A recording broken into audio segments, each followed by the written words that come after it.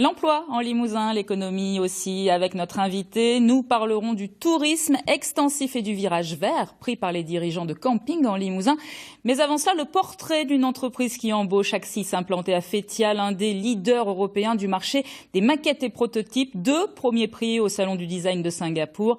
L'entreprise recrute. Reportage Frédéric Borde, Jean-François Andrieux et Xavier Baudelet.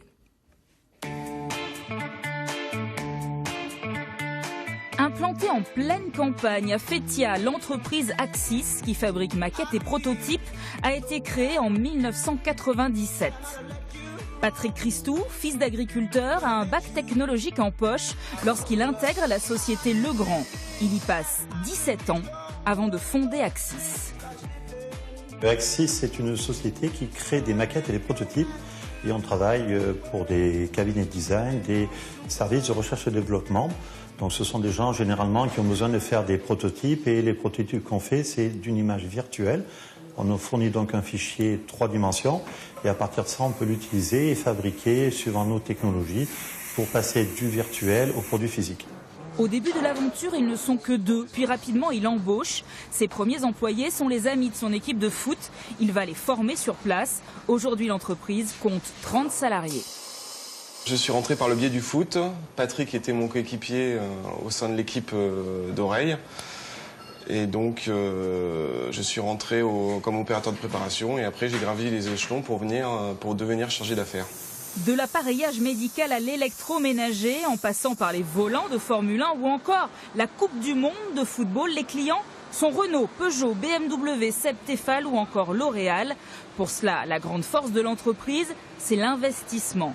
Ces machines sont les plus performantes du marché. Ici, tout est possible. On a du matériel à disposition. J'ai certains de mes collègues qui n'ont pas cette chance. Dans d'autres boîtes, on n'est jamais à court de matériel. Dès qu'on a besoin de quelque chose, il nous suffit de commander. On fait ce qu'on veut en fait. Les maquettistes ont un bac pro. Certains sont issus d'écoles de design. Plusieurs viennent du lycée du Majambo à Limoges. D'autres sont formés en alternance dans l'entreprise. Les formations sont variées, tout comme le métier. Moi, ce qui me plaît dans ce métier, c'est le fait de chaque jour de voir des produits nouveaux, quoi. C'est pareil, on a les aspirateurs, les machines à café. Ça, c'est génial de voir le produit et de le retrouver dans le commerce plus tard. Après, il y a le côté manuel, la peinture, les petites recherches. On fait des recherches sur les vernis. Voilà, c'est un boulot qui est en constante évolution. On ne reste pas à faire la même chose toute sa vie. L'entreprise recrute actuellement des maquettistes. Ils doivent aimer travailler en équipe, aimer apprendre et avoir le sourire. Des gens qui ont de la dextérité, des gens qui aiment le côté manuel et aujourd'hui qui aiment travailler le côté peinture. Donc s'ils ne l'ont pas, si on peut trouver des gens minutieux, on va nous-mêmes les former par rapport à nos besoins. Et des embauches, il y en aura d'autres. L'entreprise, qui réalise actuellement 20% de son chiffre d'affaires à l'export, est en train de gagner des marchés à l'étranger. Et d'autres offres d'emploi d'ici quelques minutes. Mais pour l'instant, nous accueillons notre invité.